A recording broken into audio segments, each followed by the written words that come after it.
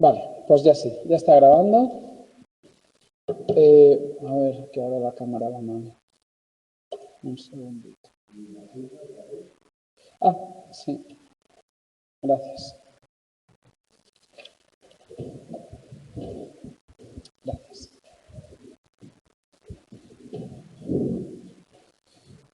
A ver.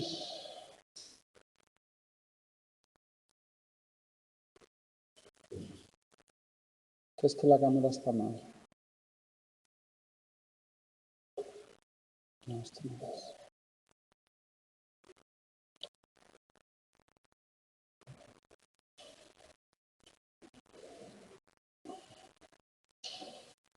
Bueno, da igual, más o menos veis. Está un poco hacia arriba, pero bueno. Bueno, feliz año nuevo, lo primero, ahora ya que estamos en marcha. Espero que hayáis estado bien, que hayáis podido descansar, que hayáis estudiado y, bueno, pues todas estas cosas que hay que decir, porque además es de educación y verdaderamente además lo siento. Ya estamos en la recta final, antes del examen, y bueno, pues se trata de ver algunas de las cuestiones más complejas. Espero que ya hayáis terminado la PEC también y que haya salido bien. Y bueno, pues como os decía, ya estamos en la recta final. Bueno, prácticamente habíamos terminado de ver los fármacos que se utilizan para lo que tradicionalmente se conoce como depresión unipolar. Es un término súper antiguo que a mí no me gusta demasiado, pero bueno.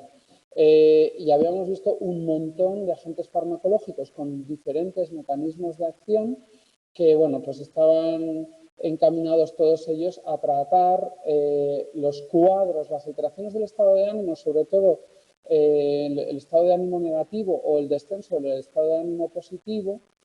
Pero estas no son las únicas alteraciones del estado de ánimo que se pueden tratar psicofarmacológicamente. Y hay otro grupo que os sonará ya muy especialmente, en las que hay virajes en el estado de ánimo, lo que en la nosología psiquiátrica clásica se conoce como trastorno bipolar, que puede tener un componente más de manía, un componente más de depresión, depende de cómo ciclen pues, o de lo que predomine, se considera de una manera o de otra, ¿no? Bueno, ¿qué es? Tradicionalmente a estos fármacos que se utilizaban para este tipo de condiciones se llamaban estabilizadores del estado de ánimo. Pero sabéis que en realidad no hay ya que utilizar ese tipo de terminología, al igual que no hay que utilizar la de fármacos antidepresivos, etc. ¿Por qué? Y esto insisto varias veces. Porque en realidad un mismo fármaco puede utilizarse para la depresión unipolar, para el trastorno bipolar, para el insomnio, para las adicciones, etc. Os ponía ejemplos como la mirtazapina se puede utilizar como hipnótico, la quetiapina se puede utilizar como hipnótico, la trazodona se puede utilizar como hipnótico y no son fármacos clásicos hipnóticos como puede ser la zopiclona, el zolpidem, la estaticlona, etc., ¿no? Bien, entonces ahora vamos a ver diferentes grupos de fármacos que tradicionalmente se utilizan para el tratamiento de los cambios rápidos del humor. Veremos el más antiguo de todos, las sales de litio, que bueno, pues es uno de estos fármacos que se utilizan para estabilizar el humor desde hace más tiempo, y a pesar de que es el más antiguo, pues no se sabe muy bien cómo funciona.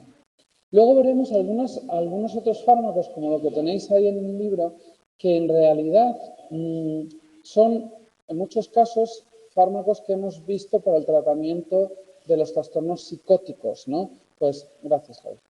Gracias. Como os pone ahí, pues agentes duales como que bloquean la serotonina y la dopamina o agonistas parciales de la dopamina. Vamos, lo que antes conocíamos como antipsicóticos atípicos, es decir, antagonistas serotoninérgicos dopaminérgicos o los agonistas parciales de 2, etc. Vale, ya os digo que en realidad pues hay mucha mezcla y muchas combinaciones. La quetiapina, por ejemplo, se ha utilizado para potenciar el efecto de varios fármacos como los inhibidores selectivos de la recaptación de la serotonina. También, como os pone ahí, en algunos estudios que se han hecho en pacientes que tienen un componente maníaco importante, se ha visto que hay un aumento de los niveles de la dopamina en el estriado asociativo, ¿no? Y esto hace pensar que normalizar esos niveles de dopamina con fármacos, pues eso, que sean agentes bloqueantes de la dopamina, pues puede ser importante para tratar la parte maníaca en el trastorno bipolar. Y ahí los antagonistas del receptor D2 pues son importantes, ¿no? Luego veremos que hay otro receptor dopaminérgico del que prácticamente no hemos hablado nada, que es el receptor D3, que también es importante para normalizar la actividad dopaminérgica en el trastorno bipolar, sobre todo, ¿no? Bien, el caso es que, como os pone ahí Stahl, sí que merece la pena llamar la atención sobre el hecho de que ya no hay que tratar estos componentes, o lo que hablábamos antes del componente depresivo, con fármacos que eran puros inhibidores de la recaptación de una de las monoaminas, ¿no? De la dopamina, de la serotonina o de la noradrenalina. Entonces, lo que hay que hacer normalmente es combinar y potenciar, ¿de acuerdo? Luego veremos, pues, con los inhibidores de la recaptación de la serotonina y algunos de los antipsicóticos, en combinación con el litio, por ejemplo, etcétera, ¿vale? Hay varias estrategias que se pueden utilizar. Pero bueno, bien ahí, el libro como los autores son estadounidenses, pues habla mucho del caso de los Estados Unidos. Pero ahí os dice que las guías de práctica clínica en Estados Unidos y las recomendaciones de su agencia regulatoria, que es la FDA, pues cada vez más dicen eso, que no se utilicen fármacos de un único mecanismo de acción, sino que se intenten combinar dos, ¿vale? Se huya de la monoterapia. Bueno, en cuanto a eso era, sobre todo en el componente de manía bipolar o en algunos casos de depresión mixta, ¿no? Que es la que caracteriza al trastorno bipolar. Pero es verdad que hay pocas opciones para tratar la parte más depresiva del trastorno bipolar, más allá de fármacos superclásicos que luego veremos como la lamotrigina. Bueno, ahí luego os pone algunos ejemplos de otros fármacos y de otras combinaciones, como por ejemplo fluoxetina o olanzapina, como la que tenéis ahí, o la lurasidona, que bueno, podéis ir mirando, quetiapina, que esta ya la hemos visto, y quizás me voy a centrar un poquito más en la cariprazina, porque hace énfasis en ese mecanismo un poco diferente, que no porque sea raro, sino porque todavía no hemos hablado de él, que es el receptor dopaminérgico D3. Para entender por qué el bloquear el receptor D3 puede ser interesante en trastornos con un componente bipolar, pues hay que entender dónde está ese receptor D3, ¿no? El receptor D3 está a nivel presináptico en el área tegmental ventral.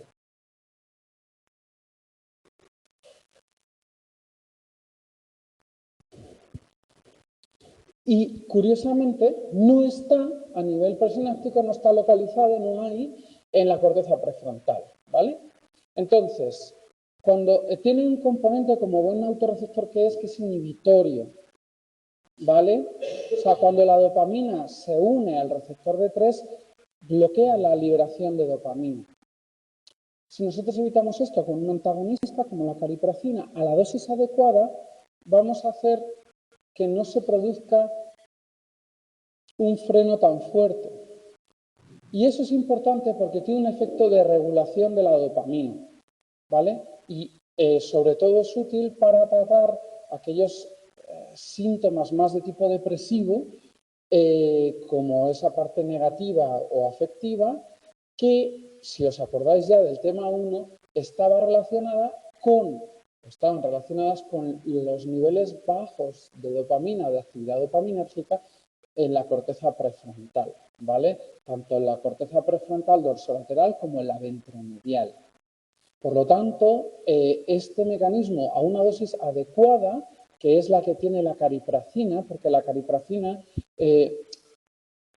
otros fármacos que hemos visto hasta ahora también actúan sobre el receptor D3, pero lo hacen a unas dosis que quizás para llegar al receptor D3 haya que ir a dosis altas. Pero la caripracina y la blonanserina, estos dos, pues son afines por el receptor D3, digamos, a concentraciones que no son tan altas. Entonces, si queremos actuar de una manera selectiva por el receptor D3 sin empezar a subir mucho la dosis y, por lo tanto, empezar a tocar otros receptores en general, estos serían los dos fármacos de elección. Y en concreto, sobre todo, al menos en los Estados Unidos, se utiliza la caripracina, ¿vale? Y como os digo, porque permite actuar más o menos selectivamente en el receptor D3, ¿vale? Y esto nos permite hacer un equilibrado de la dopamina prefrontal más fino que si lo hiciéramos con otros fármacos que tocan muchos más receptores, ¿vale? O sea que este es otro mecanismo interesante en este caso para los componentes de manía y depresión que están en los trastornos bipolares.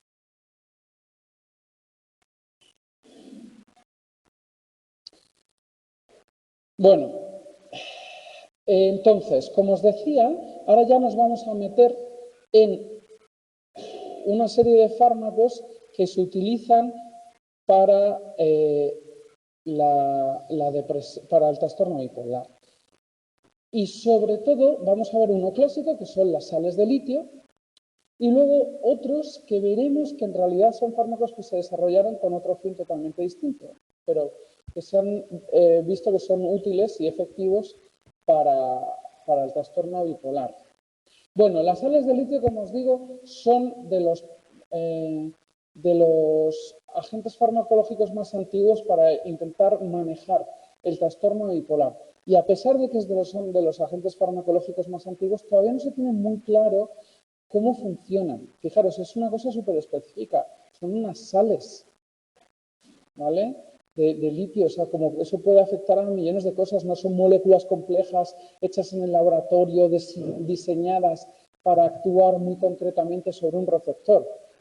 Pero bueno, oye, pues parece que a día de hoy, bueno, durante muchos años se han utilizado y han ido más o menos. El problema que tienen es que tienen muchos efectos secundarios. ¿Vale? A nivel de disconfort gastrointestinal, dolores de cabeza, acné, pérdida de peso, alteraciones en el apetito, un montón, ¿vale? Además, cuando se utiliza litio, el litio tiene un rango terapéutico muy estrecho.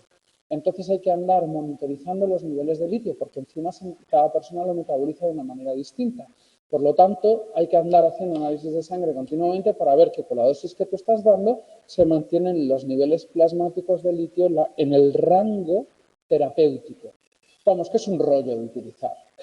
Tiene una cosa buena y es que es uno de los pocos fármacos que ha demostrado ser útil en reducir la ideación suicida en los pacientes bipolares. Pero es verdad que se van teniendo otras opciones terapéuticas y desde luego el litio en monoterapia ya no se usa. Como mucho se utiliza como agente potenciador de otros fármacos, ¿vale? Esto tenedlo en cuenta que os lo pueden preguntar. ¿Cómo funciona el litio a nivel molecular? Pues tiene varios mecanismos de acción que se han sugerido, ¿no? Muchos más, o sea, hay más incluso de los que aparecen ahí, pero estos son los que parece que están relacionados con su acción terapéutica. Y podría estar relacionado con con la inhibición de la glicógeno sintasa quinasa, la GSK3, o bien con diferentes sistemas de segundos mensajeros que parece todo ello en realidad, y esto es lo que os tiene que interesar, convergen en la activación de genes que están relacionados en la neuroprotección, la plasticidad sináptica y todo ello parece que contribuye a las acciones antimaníacas del litio. ¿Cómo, de qué manera concreta y cuáles de estos mecanismos es el más importante? Pues no se sabe. Os digo que, paradójicamente, a todo el tiempo que se lleva utilizando, más de 50 años, pues no se tiene muy claro cómo funciona. Y ya os digo, rara vez el litio ya es una estrategia en monoterapia, rara o ninguna.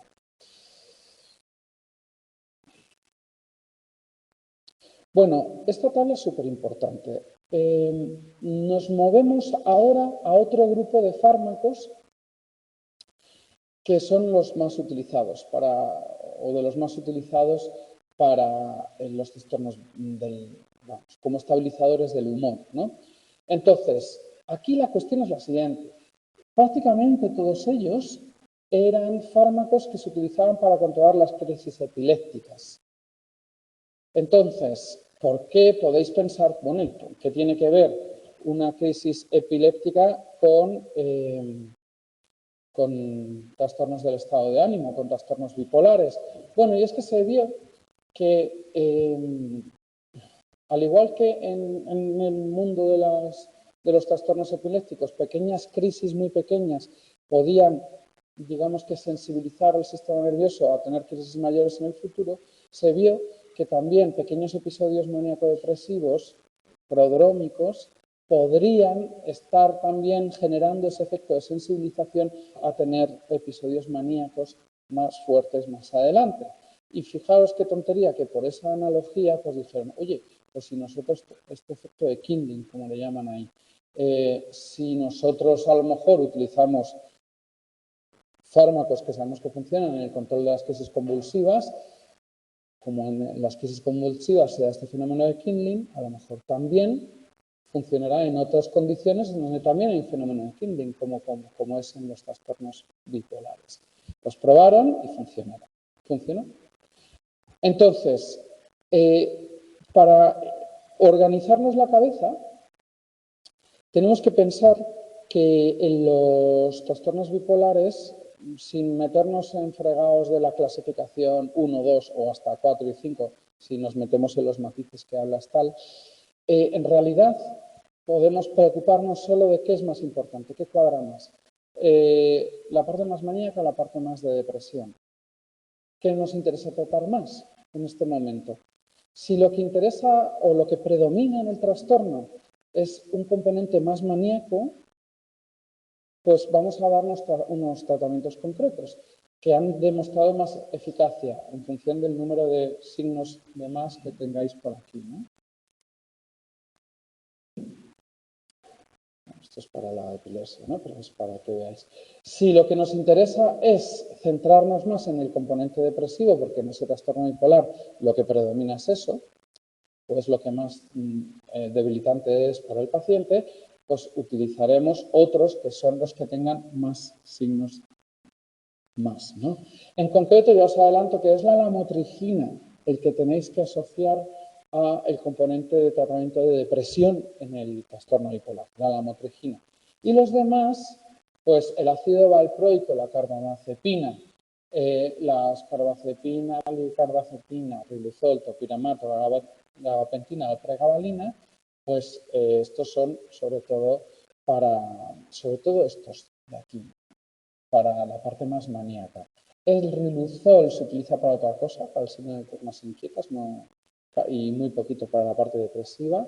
Y estos son sobre todo más para la parte de la epilepsia. Gabapentina y pregabalina sí que veremos que tienen utilidad en otras cuestiones, como por ejemplo, bueno, lo veremos más adelante, cosas de dolor neuropático.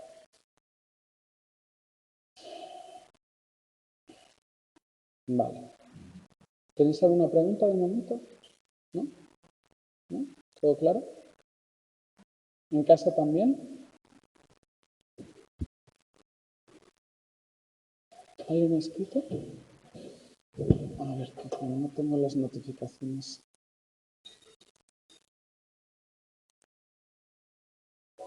Perfecto.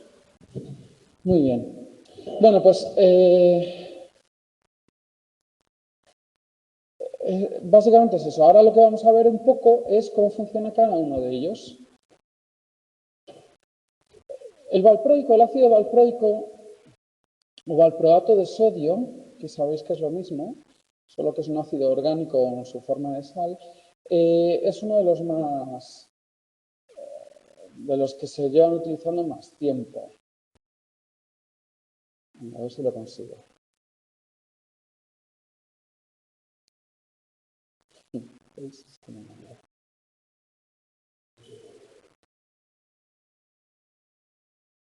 No. Qué desgracia. Pero esperad, es que creo que había... Yo no puedo poner aquí...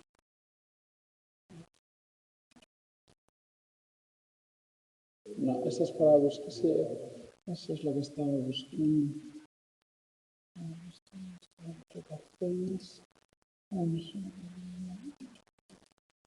Es que fijaros cómo está. No, esto es pantalla completa. Y así no puedo yo... No. No, no hay manera, lo he intentado.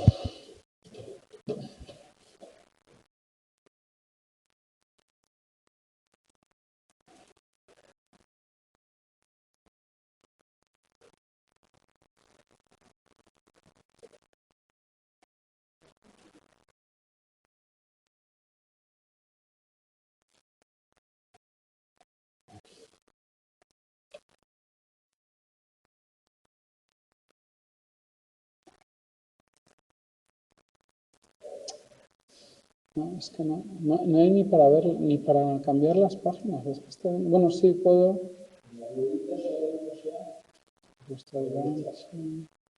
Girar. Es tremendo. Bueno, como os decía, valproico. El valproico, fijaros, tiene todas estas actuaciones. Una de ellas, y veremos que va a ser un elemento común en alguno de los fármacos que veamos, es equilibrar el balance entre glutamato y GABA. Normalmente hay un exceso de glutamato y un defecto de GABA. Pues estos fármacos muchas veces van a aumentar el efecto inhibitorio del GABA y reducir el efecto excitatorio del glutamato. ¿Vale? Todo ello va a contribuir a que bueno, el equilibrio de estos dos neurotransmisores converja en que se activen estos genes de supervivencia que nos interesan. Luego también actúa a nivel de canales de calcio y canales de sodio. ¿Vale? Y bueno, no se sabe muy bien por qué, pero esto es lo que estabiliza los patrones excesivos de descarga de varios grupos de neuronas y podría ser, no se tiene muy claro, pero podría ser que esto contribuyera también a las acciones estabilizantes del ácido valproico, del valproato de sodio. Entonces, como os digo, tenéis que no se os olviden equilibrar potenciando el GABA, reduciendo el glutamato, equilibrar el balance entre excitación e inhibición y luego actúa a nivel de los canales de sodio dependientes de voltaje y canales de calcio.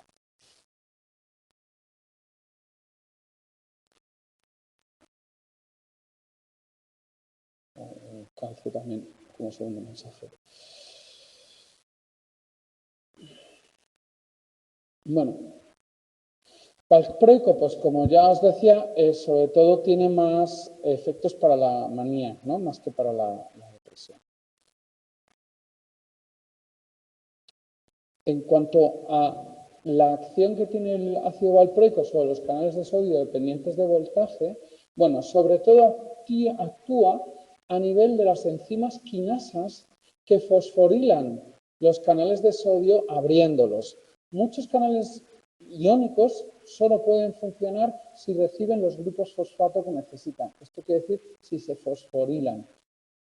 Esto es una constante en muchos mecanismos de acción de las células de nuestro cuerpo. Solo pueden funcionar si hay otras enzimas que los activan. ¿Y cómo los activan? O sea, fosforilándolos, es decir, añadiéndoles este interruptor molecular que es común a muchas de nuestras células, que son el grupo fosfato PO4. Es las enzimas que tienen grupos fosfato se llaman enzimas quinasas. Y las que lo quitan, las enzimas que quitan grupos fosfatos, se llaman enzimas fosfatasas. ¿Vale? Entonces, parece que la manera que tiene el valproico de actuar sobre los canales de sodio dependientes de voltaje y así reducir esa activación excesiva de las neuronas es inhibiendo la proteína quinasa que los fosforile y que por tanto los abre. Recordad que un requisito para que se dispare el potencial de acción es precisamente esto, que se abran los canales de sodio dependientes de voltaje. Es una de las cuestiones iniciales primeras que tiene que ocurrir cuando se alcanza el umbral de excitación.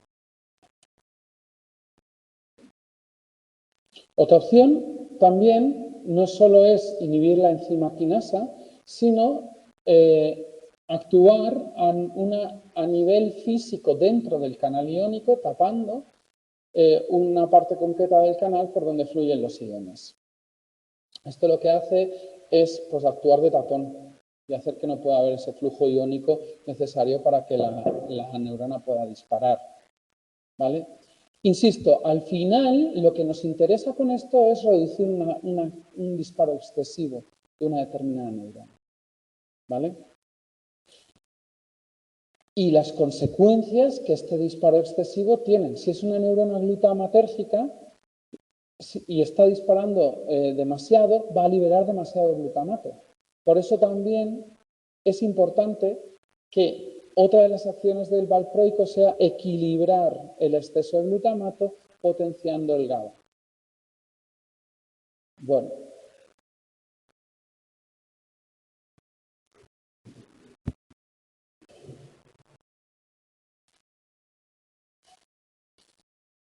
¿Potenciando el GABA de qué manera? Pues tampoco se sabe. ¿Cuáles son los posibles candidatos a esta acción potenciadora del GABA por parte del valproico? Pues pudiera ser que inhiba el transportador de GABA, pudiera ser que facilitara la liberación del GABA en los mecanismos de liberación del neurotransmisor, o pudiera ser también que inhibiera la enzima GABA transaminasa, que sabéis que es la que inactiva el GABA. Pues sí, claro, esto es sencillo de decir. En los mecanismos que de una manera o de otra están relacionados con la liberación, síntesis o degradación del neurotransmisor. Pues sí. El valproico también puede actuar sobre los mecanismos de señalización intracelular que hemos visto antes, que son un poco algunos o diferentes, pero bueno, al final la idea es la misma. Actuar sobre mecanismos de supervivencia y plasticidad sinápticas a nivel de los genes. ¿Cuáles son las cascadas moleculares, las vías de señalización intracelular que puede estar modificando el ácido valproico para, insisto, activar una serie de genes necesarios para la supervivencia o, al contrario, inhibir una serie de genes que son los responsables del suicidio de las neuronas, de la apoptosis? Pues mirad, aquí hay, digamos, caminos moleculares clásicos, son como las calzadas romanas de la bioquímica neuronal, ¿no? Pues tendríamos la proteína quinasa activada por mitógenos, la glicógeno sintasa quinasa, la proteína quinasa C. Y luego algunas señales, como BCL2, por ejemplo, que están relacionadas con la apoptosis. BCL2 es una señal, por ejemplo, que algunos fármacos que se utilizan en las leucemias utilizan. Los inhibidores de BCL2. ¿Vale? O sea que, en general, como os digo, son interruptores maestros de cómo funcionan las células en general de nuestro organismo. ¿Vale?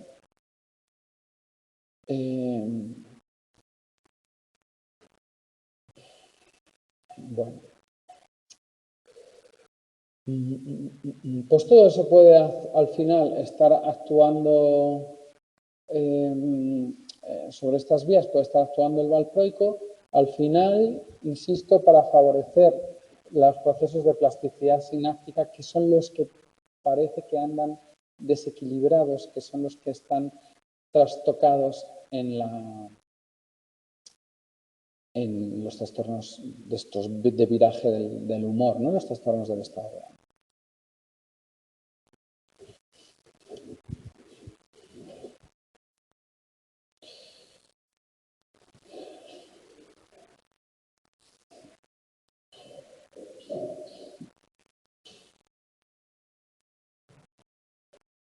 Bueno, luego os pone ahí para qué, a nivel clínico y tal, para qué es útil, en qué casos, de los efectos secundarios, eso lo podéis ir viendo vosotros tranquilamente. Otro es la carbamazepina. O sea, valproico y carbamazepina los tenéis que asociar a la parte más maníaca, la motrigina a la parte, o para utilidad como trastorno de la parte más depresiva. ¿Qué es lo que hace la carbamazepina?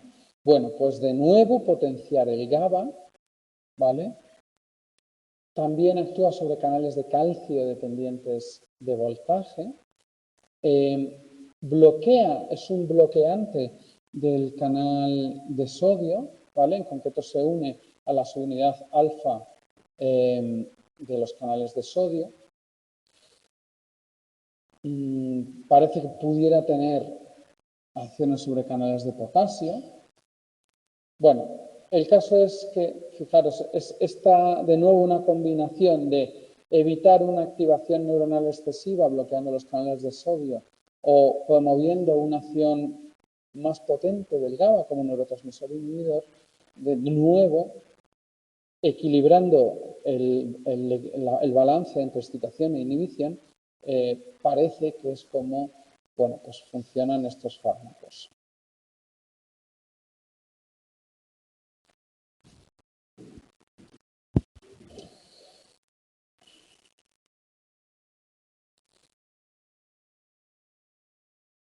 De nuevo, ahí os pone luego algunas otras cuestiones que os dice ahí pues, que el valproico también vale para la migraña, la carbamazepina también para el dolor neuropático, los efectos secundarios. Bueno, ahí lo podéis ir mirando. La motrigina. Esta es distinta, como os digo, porque esta es la que sobre todo tenéis que asociar al componente depresivo con predominancia del trastorno del componente depresivo, los trastornos bipolares, ¿vale? ¿Cómo funciona? Pues un poco lo mismo.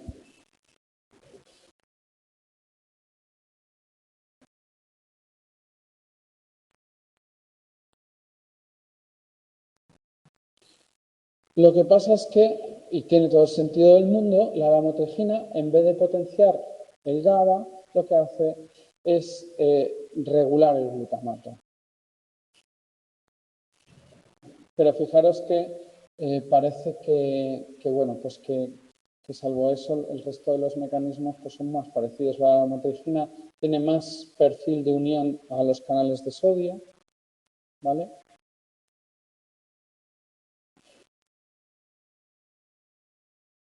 ¿Cómo reduciría la liberación de glutamato? De nuevo está por ver.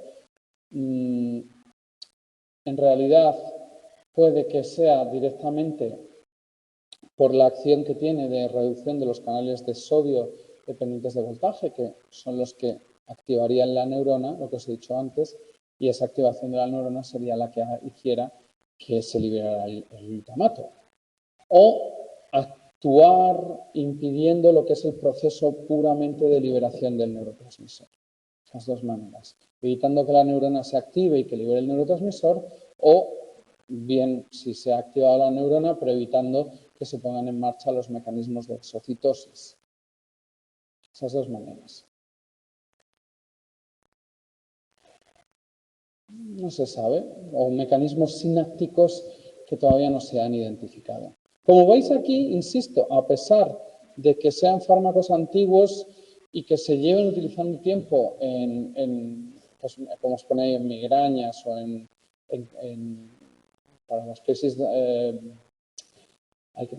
epilépticas, convulsivas, no se tiene muy claro cómo funcionan a nivel psicofarmacológico.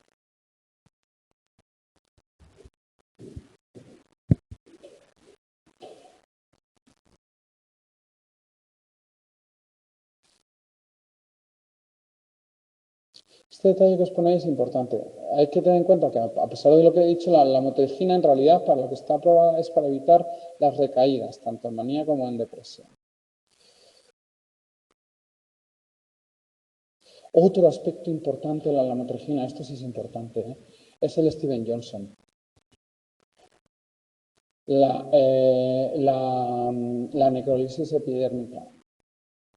Esto es, no sé si vamos, es una complicación que puede ser mortal directamente y que ahí pues hay que saber distinguir. Os voy a poner alguna foto para que veáis el Steven Johnson.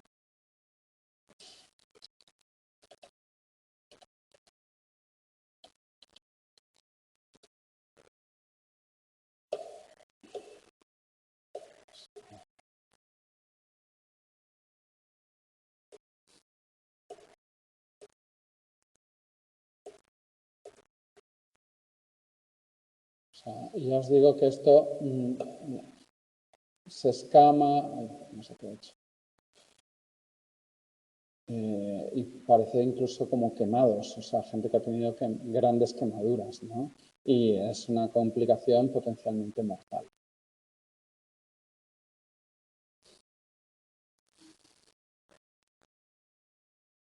Así que esto es, sí. Luego la lamotrigina también puede producir un rash, una afección cutánea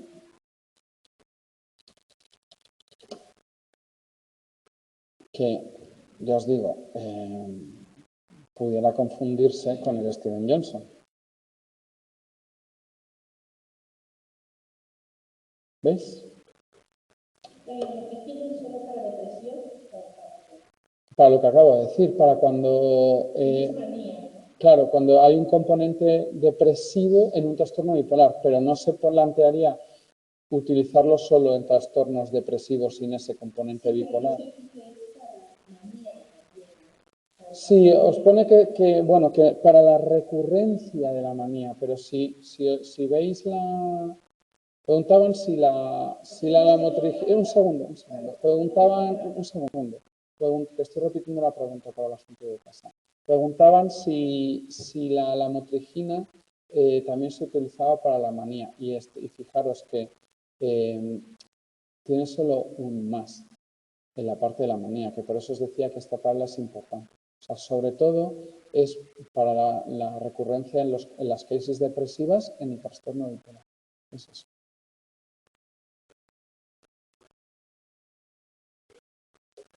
O sea, para la manía no es tanto, porque aquí dice recurrencia de manía. Eso es. Para la manía y la depresión. Para la recurrencia, lo que está aprobado es para cuando hay recaídas.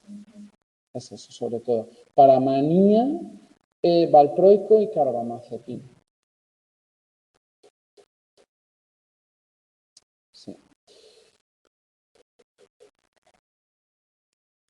Bueno, y luego ahí tenéis otros que fijaros que son los que tenían menos signos de menos evidencia aquí en la tabla, que son las carbazepina, la lircarbazepina.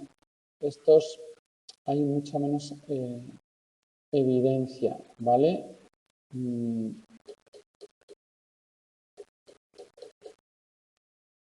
Fijaos, pues eso. En realidad es un profármaco, hace falta el metabolito 10-hidroxi, podría tener también mecanismos anticonvulsivos, pero bueno, luego cuando se han hecho ensayos clínicos y se ha probado, pues parece que no funciona tan bien. Topiramato es sobre todo para las crisis de, vamos, para las migrañas, como estoy con las palabras. Esto es una de las características más llamativas del topiramato y es la pérdida de peso. ¿Vale? Luego, gabapentina y pregabalina. Estos, ya os digo, los vamos a ver con mucho más detalle, sobre todo en la parte del dolor neuropático. Bueno, eso no entra en el examen, pero es casi para lo que se utilizan más y quizás para la parte de ansiedad. Ya veremos cómo. Pero no van bien, no van tan bien para la parte del trastorno bipolar, ¿no?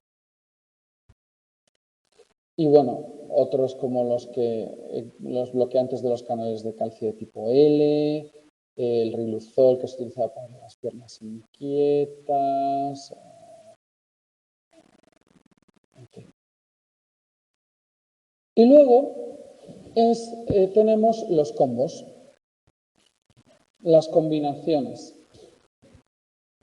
Entonces, hay algunos que están muy, es que quiero decir soportadas, pero eso es una transliteración del inglés. Bueno, pues que están muy apoyadas por la evidencia científica y en las que, bueno, pues se utilizan por la práctica clínica. Esto en medicina, aunque nos sorprenda, pesa mucho la costumbre en muchos casos. No, aquí lo hemos hecho siempre así o tal. Pero las guías clínicas no hablan de la efectividad de este tratamiento. Pero aquí nos va bien. Esto es real, no me lo estoy inventando. Entonces, bueno, por eso habla de basada en la práctica y basada en la evidencia. Voy a quitar esto.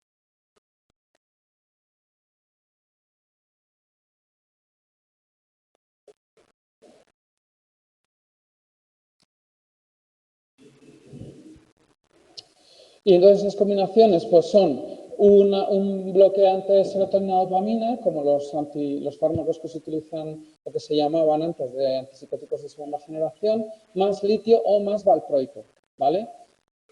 Ya os digo que la quetiapina con el litio es una combinación que se usaba bastante antes, o con el valproico. Y luego, en algunos casos para la depresión, la lamotrigina también con un dual de estos, un antagonista serotonina-dopamina. Y en algunos casos bastante desesperados, de depresión bipolar resistente al tratamiento, y cuando esto no funciona, en algunos casos con ahí el combo cuidadoso, pues se le puede añadir un agente pues, inhibidor de la recaptación o de la serotonina, o de la noradrenalina, o de la dopamina. Pero esos son casos desesperados que tienen que estar muy monitorizado, hay riesgo de muchos efectos secundarios, etc. Y en general se responde mal a estos tratamientos. No hay buenos estabilizadores del estado.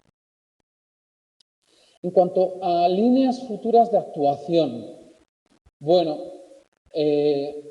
uno de ellos es el dextrometorfano. El dextrometorfano os sonará porque está presente en las jarabes para la tos, ¿vale? Es un antagonista NMDA. ¿Os suena un fármaco que hemos visto antes que es... Eso es, la ketamina. De hecho, el dextrometorfano, antes la gente se lo tomaba para un poco colocarse y tuvieron que ponerlo en jarabe para que la dosis, digamos, con efectos psicotrópicos supusiera tomarse varios jarabes y que se presentara fatal para la tripa, etc. Entonces, bueno, pues el dextrometorfano también puede tener efectos antidepresivos que podrían ser más útiles en la depresión dentro del trastorno bipolar y controlaría, al igual que hacía el litio, si os acordáis, la parte de la ideación suicida.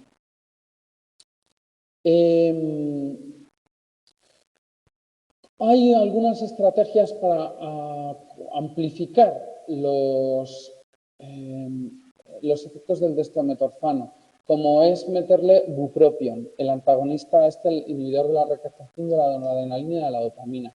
Entonces, esta combinación, junto con un inhibidor de los citocromos, que es este de aquí, este citocromo, o sea, es una acción triple. Bueno, pues está en vías de tratamiento, de experimentación. Nada de lo que estamos viendo aquí se está utilizando todavía. Son vías de exploración para el futuro.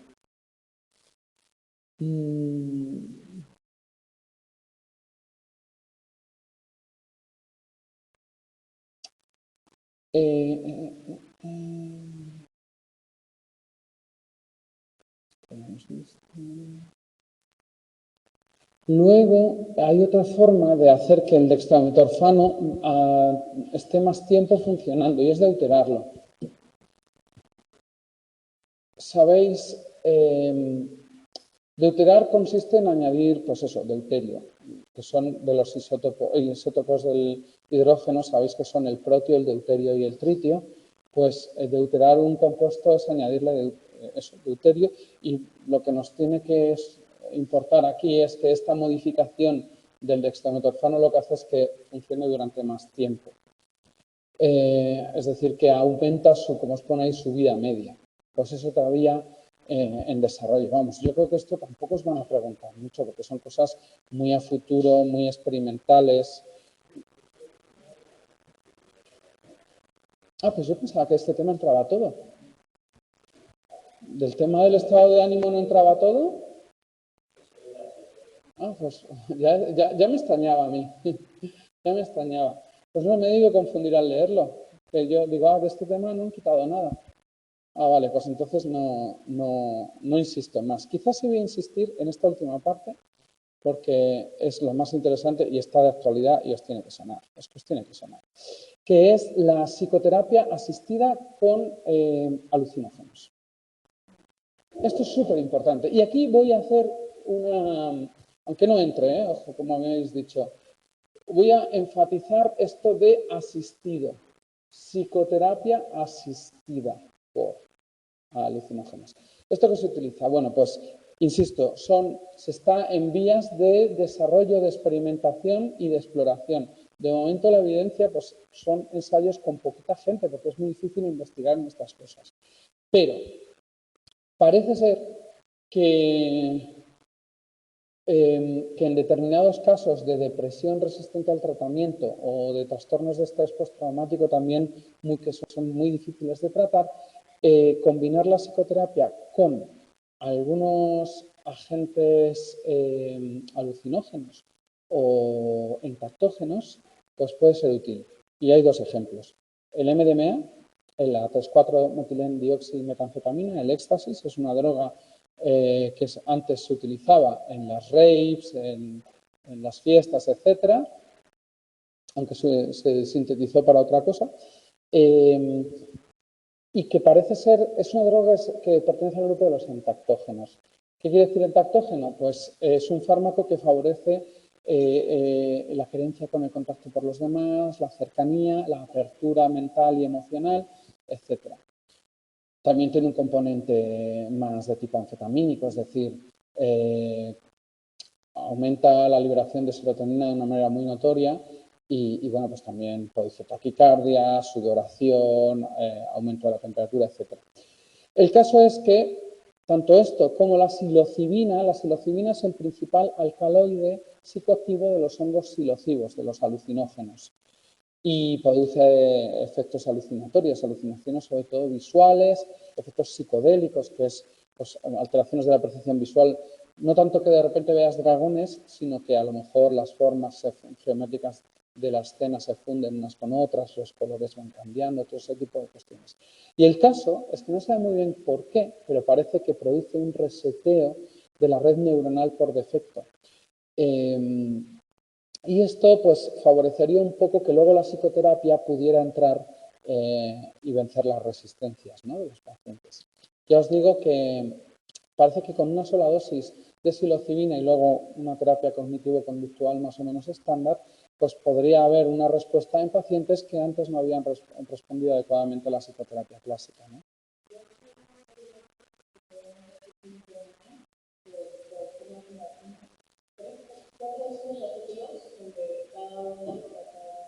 Una de estas cuestiones, ¿no? Una serie de Netflix, How to Change Your Mind. Pues no la conocía, pero pues está interesante. Como cambiar tu mente, ¿no? Pues esto es un boom ahora mismo. Yo no sé si será una burbuja que estallará, parece que, bueno, de momento el problema que tiene es que no hay ensayos con muchísima gente, como cuando desarrollas un fármaco nuevo, que luego haces un ensayo fase 3 con miles de personas. ¿Por qué? Bueno, pues porque es difícil que te den permisos para probar sustancias alucinógenas, ¿no? Psicotrópicas. Pero bueno, habrá que ver. Por ejemplo, bueno, ya hemos visto la ketamina. La ketamina, aunque no sea un alucinógeno como tal, es un disociativo y que en algunos casos, por supuesto, produce efectos psicodélicos también, alteraciones de la percepción visual, auditiva, de la percepción del paso del tiempo, por ejemplo. De repente el tiempo se ralentiza, ¿no? Ha pasado media hora y parece que han pasado 3 horas. Este tipo de cuestiones.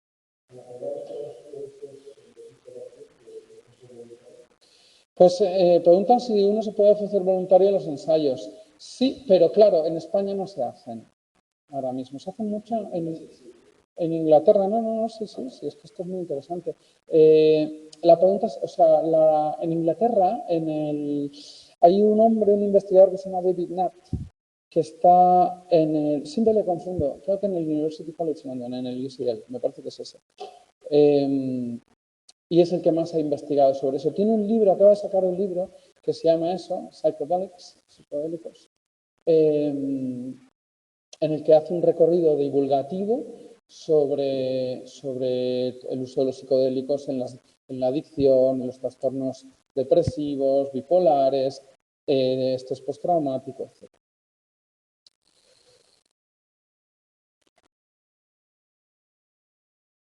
Vale. Bueno, pues esto sería cómo acabaría este tema. No sé si tenéis alguna cuestión de lo que hemos visto. Sí.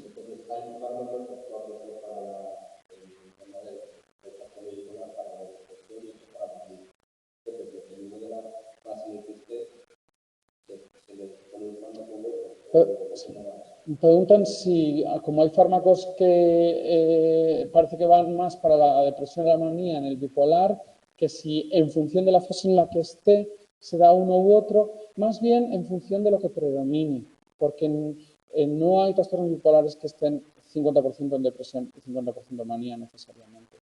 En la mayoría de los casos puede haber un mayor predominio de crisis depresivas con picos de manía y es más bien en función de lo que predomina dentro del trastorno de cada persona.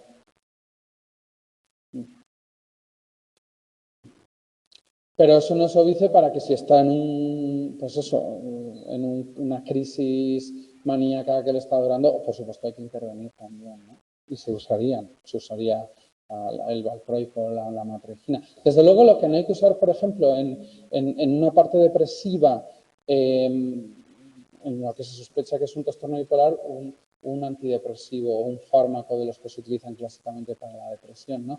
Como un inhibidor de la recaptación de la serotonina, que se pueden tener problemas. Sí. En el libro los inhibidores de recaptación de la dopamina, la bromelatina y la mirtazapina. Eso los engloba dentro de los inhibidores.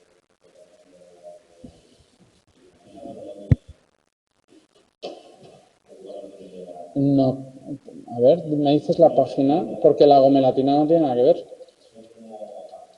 No puede ser. A ver exactamente, a ver cómo lo dice, porque no creo, vamos. ¿Qué página es? 308. Ah, mira, aquí está. Pero es que, claro, no, pero es que no están dentro de ese bloque. Claro, es que no tienen nada que ver. Son bloques independientes. La gomelatina, no, preguntaban, por si no lo habéis oído en casa, que la gomelatina y mirtazapina, como que había la duda si estaban metidos dentro de los inhibidores duales de la dopamina y la noradrenalina. No, es que son grupos farmacológicos distintos. ¿Alguna cosa más? ¿Esto a qué hora acaba? Vale. O sea, -4, ¿no? Ya os advertí que se iba a preguntar esto hasta el final del curso, porque es que yo veo las agujas del reloj y no sé ni en qué hora estoy, de verdad, es tremendo.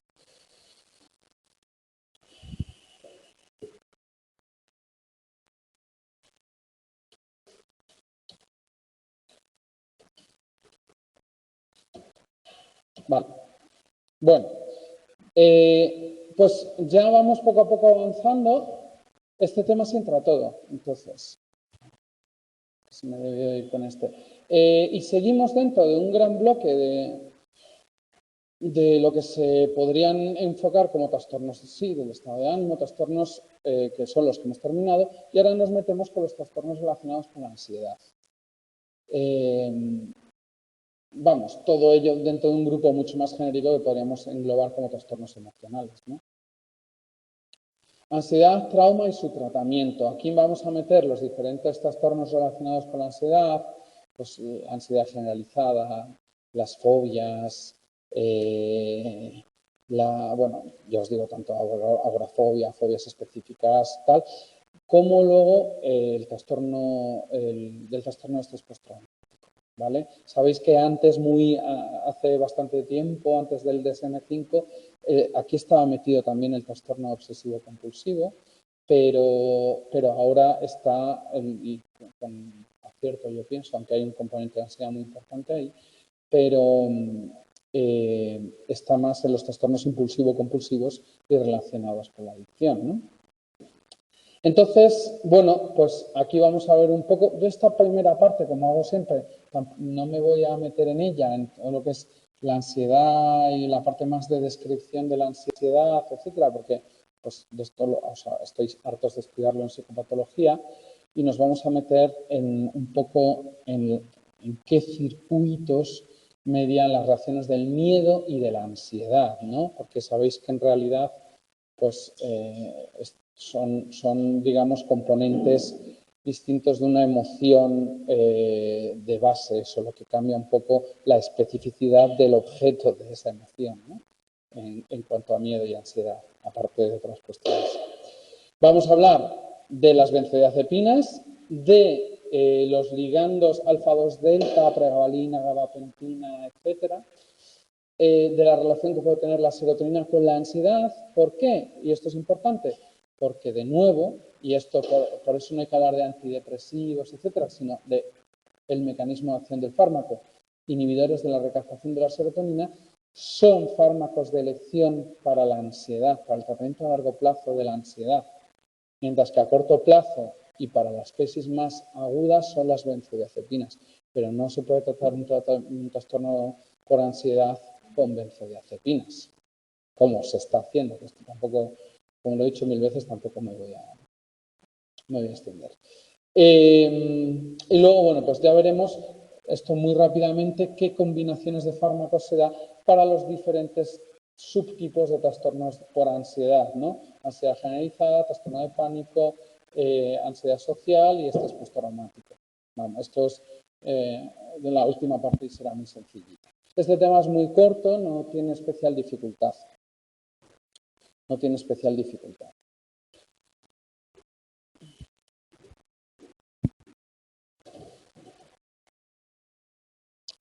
Bueno, como os decía, esta parte de los síntomas, de la reacción de lo importante que es la ansiedad para la supervivencia diaria, de sus orígenes evolutivos, de que cuando la ansiedad se sale de madre puede ser totalmente desadaptativa, de que se puede cristalizar, todo esto, pues ya lo sabéis de sobra. En cuanto a los síntomas que tienen que ver con depresión y ansiedad, pues sabéis que hay una comorbilidad brutal entre depresión y ansiedad. Y esto es por lo que la separación nosológica psiquiátrica clásica cada vez se ve que carece de sentido y hay que ir a criterios transdiagnósticos, ¿no? Porque es que en realidad hay entidades subyacentes que explican la altísima tasa de comorbilidad que hay en estos trastornos, ¿no? Circuitos neurobiológicos comunes, etcétera. Veréis que, bueno, pues estos son los diferentes subcomponentes de los que podemos hablar en diferentes trastornos por ansiedad, y en cada uno de ellos, pues prima más unos u otros, ¿no? Que es lo que tenéis ahí. Pues aquí faltarían estos tres de ataques de pánico, evitación fóbica o compulsiones, y predominarían todos los demás. En el trastorno por pánico, bueno, pues todo esto, ¿no? Todo es para que veáis los diferentes componentes sintomáticos, y esto sí tiene interés en realidad porque al final nuestros objetivos a nivel psicofarmacológico van a ser estas piecitas, ¿vale? O sea, vamos a ir a tratamientos sintomáticos muchas veces. Bueno, ahí tenéis cada tipo de subcomponente dentro del trastorno en cuestión que estamos viendo.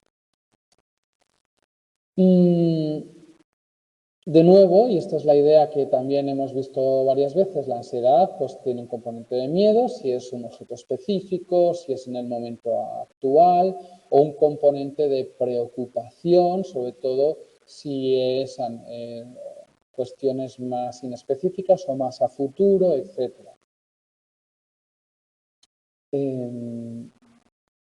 Toda la parte más de miedo está relacionada con los circuitos de la amígdala. Y aunque la amígdala se ha relacionado mucho con la psicobiología del miedo, en realidad hace muchas más cosas, ¿vale? Esto es una idea que no quiero que se os quede que la amígdala hay que equipararla a miedo. No, claro que no. Ni siquiera emociones solo. Hace muchas más cosas. Pero bueno, aquí sí que vamos a estudiarla un poquito más centrada en el miedo. Y hay un hombre que se llama Joseph Ledoux, que durante muchísimos años ha enseñado en la Universidad de Nueva York, que es el que más ha investigado sobre amígdala y miedo, sobre hiperactividad de la amígdala en diferentes trastornos, etcétera. Ya se ha jubilado, pero tiene muchos libros de divulgación muy interesantes. Y también tiene un grupo de música que se llama, creo que, Los Amigdaloides. O sea que, en fin, por si queréis cotillearle eso, la verdad es que es una biografía interesante.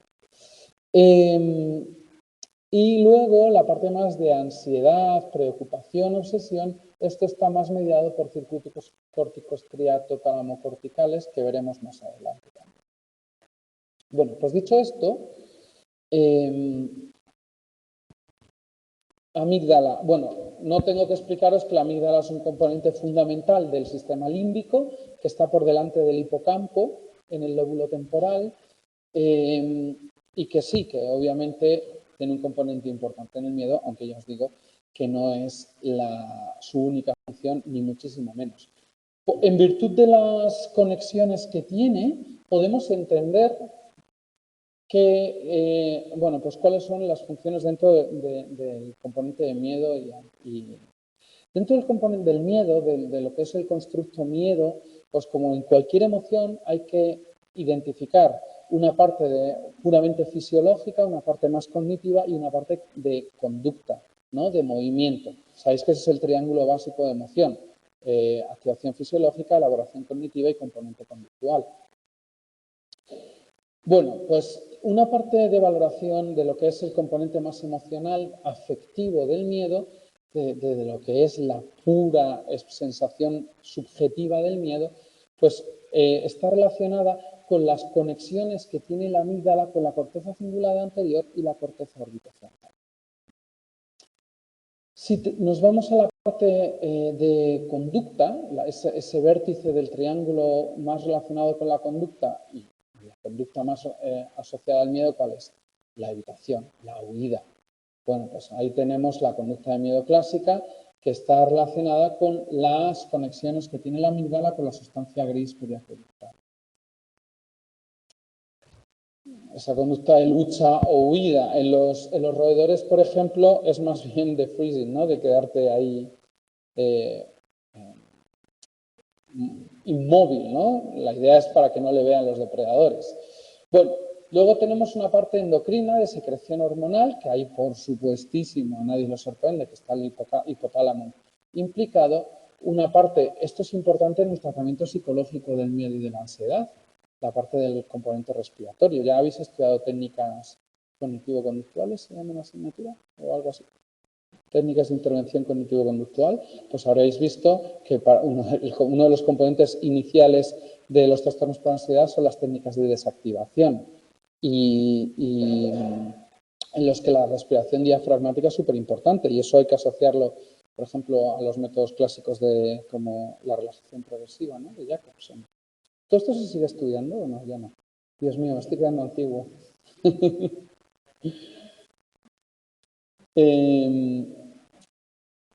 Bueno, pues este componente de respiración, importante, el núcleo parabraquial del puente.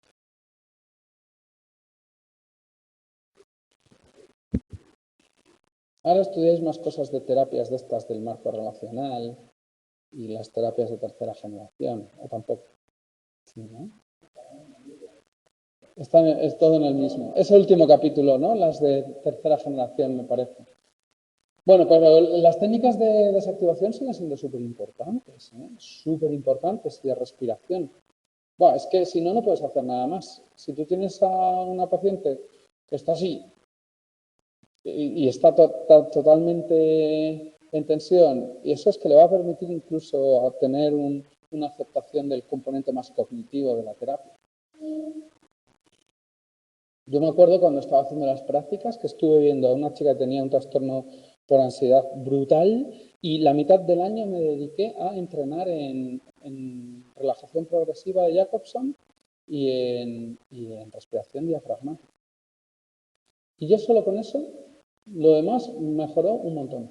Y luego, por supuesto, pues técnicas cognitivas, ¿no?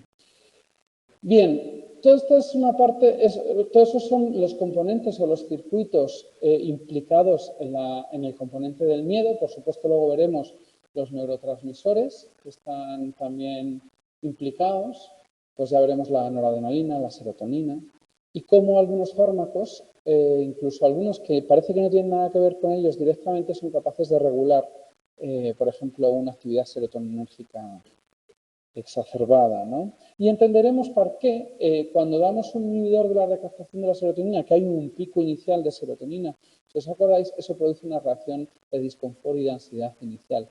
Por esa reacción anómala de la serotonina en estos circuitos que veremos después con relación a la ansiedad. O sea que la idea también es que seáis capaces de, entendiendo el mecanismo, los circuitos, inferir o explicaros mejor los efectos secundarios incluso de fármacos que hemos visto hace tiempo. Porque claro, nosotros lo vamos viendo secuencial, pero es que todos son las mismas piezas, son las piezas de un mismo puzzle, ¿vale? La imagen final es la misma.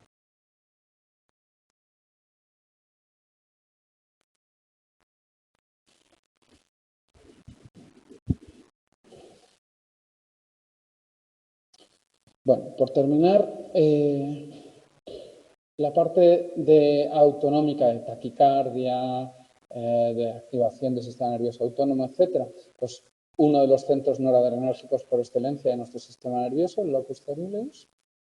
Y luego la parte de reexperimentar esa reacción de miedo cada vez que volvemos al sitio donde nos ha pasado algo malo, etcétera. Esto es obviamente importante en los trastornos de estrés postraumático, pues el hipocampo.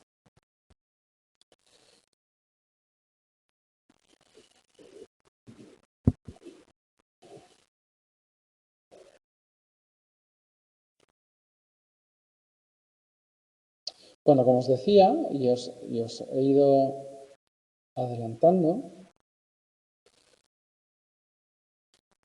hay varios neurotransmisores implicados sobre los que se puede intentar incidir. Serotonina, por ahí veremos la parte que tiene que ver los inhibidores de la recaptación de la serotonina. GABA, las benzodiazepinas aquí tienen mucho que decir. Glutamato, algunos de los fármacos que veremos después, estos inhibidores de los canales iónicos, son capaces de regular una actividad glutamatérgica excesiva. Todo el eje hipotalámico hipofisario adrenal, con la liberación excesiva de cortisol, etcétera. Noradrenalina, de hecho veremos que hay algunos fármacos, los betabloqueantes, que pueden ser útiles tanto para tratar un componente puramente periférico, como luego la reactivación de las memorias traumáticas en el estrés postraumático. Todo esto la noradrenalina tiene mucho que ver. Y determinados canales iónicos. Bueno, pues todos estos van a ser un poco lo que explique los diferentes grupos de fármacos que se utilizan en los trastornos relacionados con la ansiedad.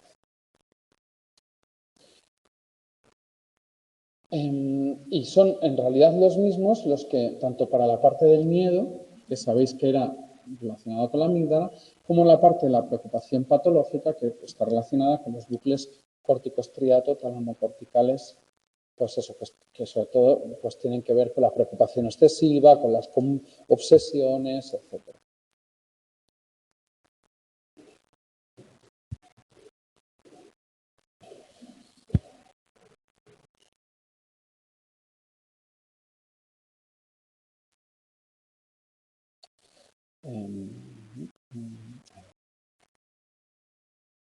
Bueno, esto lo podéis leer por esta cuenta.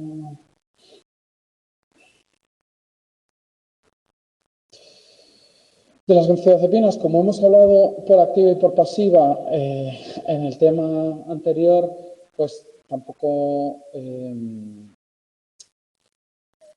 fin, que tampoco tienen mucho más que decir, que lo que parece que hacen es reducir la activación excesiva de diferentes circuitos amigdalinos, ¿no? Fijaos, esto es un resumen, voy a hacerlo más grande, de lo que hemos visto hasta ahora en cuanto a circuitos.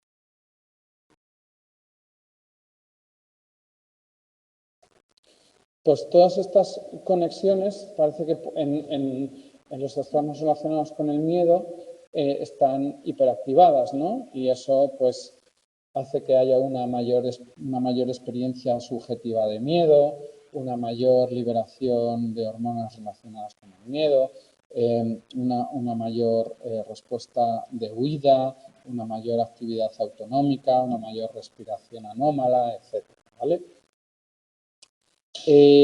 Pues todo esto lo vamos a reducir con benzodiazepinas, por ejemplo, que es un poco, vamos a reducir esa hiperactivación. También lo vamos a hacer, y aquí quizás sea un poco interesante pararnos, con estos ligandos alfa-2 delta. Estos son la pregabalina y la gabapentina de la que os hablaba.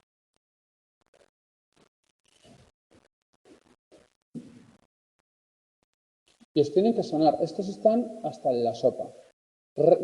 Seguro que raro será quienes de nosotros que no conozcamos a alguien, o nosotros mismos, que tome pregabalina o gabapentina para eso, algún tipo de trastorno de orden neuropático, para algún tipo incluso de trastorno relacionado con la epilepsia. En algunos casos para las piernas inquietas, en fin, para un montón de cosas y también para la ansiedad. Al final, estos fármacos se unen a determinadas zonas de canales iónicos relacionados, regulados por voltaje, canales de sodio, que lo que hacen es regular la liberación de otros neurotransmisores, ¿vale?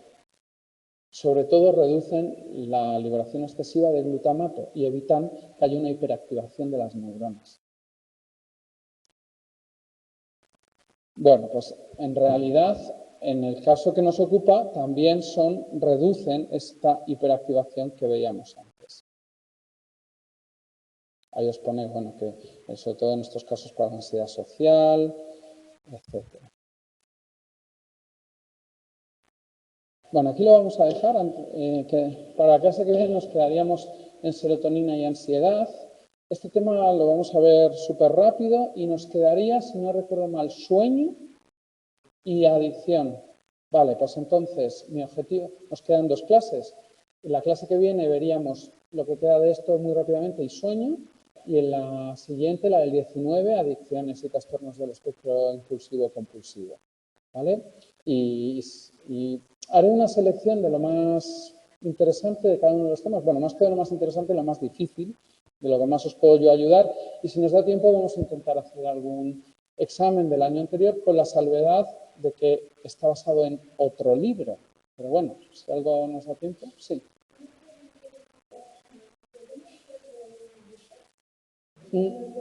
Un dibujo, nunca lo han hecho. Preguntan si en el examen pueden poner un dibujo. Nunca lo han hecho, la verdad. Como poder pueden, pero nunca lo han hecho.